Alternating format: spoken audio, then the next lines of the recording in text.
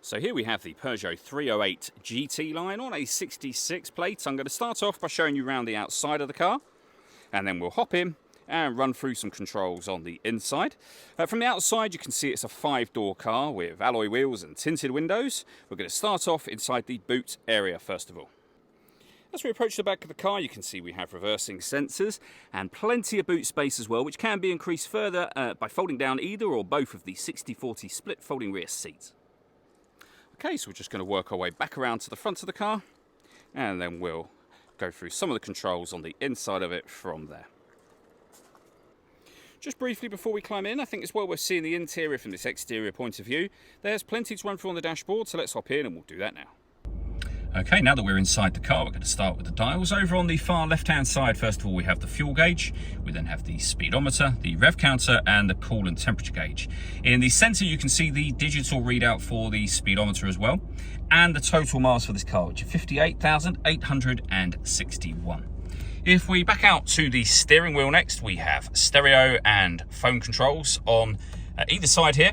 And in the center is the main screen for the stereo itself. So when it comes to listening to the radio or music in this car, we have FM, DAB and AM radio. If you want to listen to your own music, you can do so via USB input, iPod input, Bluetooth audio, so you can stream your music wirelessly, and auxiliary input as well.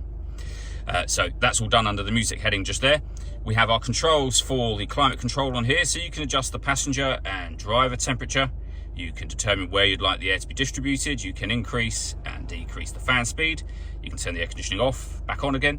If you hit auto, the car will take control of the fan speed and direction of the air to maintain the temperatures you've asked for. You can override that manually whenever you wish to.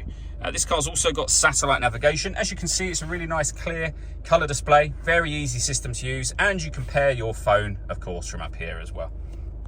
Below that, we have the main volume for the stereo. Deadlock, so you can lock and unlock the car doors from the outside.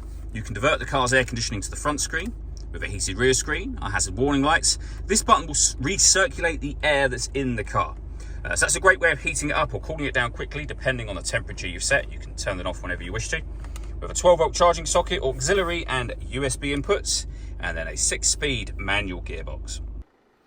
All that leaves me to say is thank you for taking the time to watch this video. If you'd like to come and see the car for yourself and have a test drive, please feel free to give us a call here at Surrey Specialist Cars. We'd love to hear from you soon.